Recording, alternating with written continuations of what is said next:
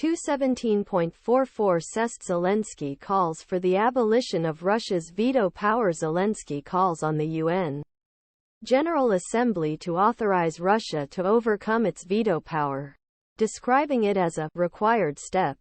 He says it is impossible to stop the war because all efforts are vetoed by the attacker, suggesting overhaul of the UN Security Council to expand membership.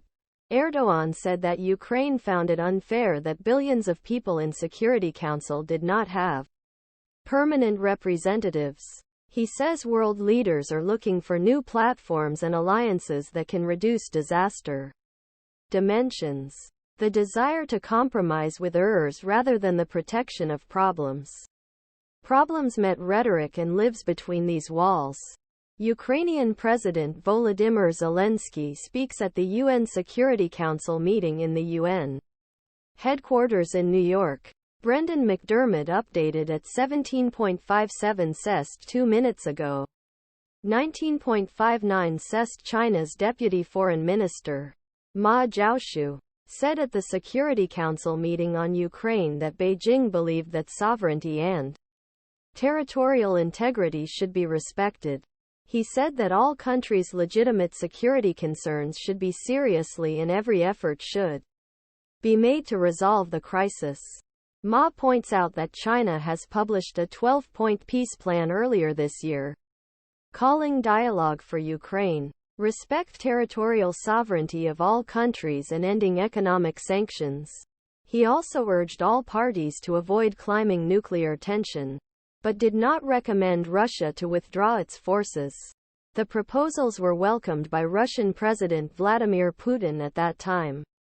14 minutes ago, in one of largest climate protests held since the beginning of 19.46 Sest. Oliver Millman COVID-19 outbreak. About 75,000 people marched in Manhattan on Sunday to call for an end to fossil fuels. Protesters targeted institutions that financially support the fossil fuel industry. Activists took over Bank of America and blocked access to the New York Federal Reserve. According to Greenpeace U.S. Chief Ebony Twilly Martin, the protesters had a clear message to the Biden administration: stop sacrificing communities. We deserve a planet free from pollution and the devastating effects it causes.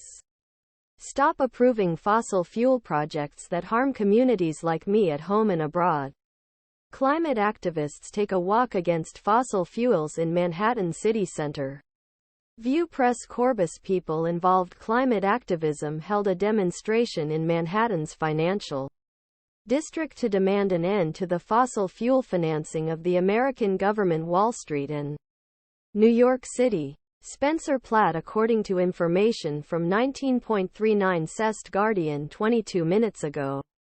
Britain's Deputy Prime Minister Oliver Dowden, who spoke at the UN Security Council meeting recently, flew with an almost empty RAF plane to attend plenary meeting in New York.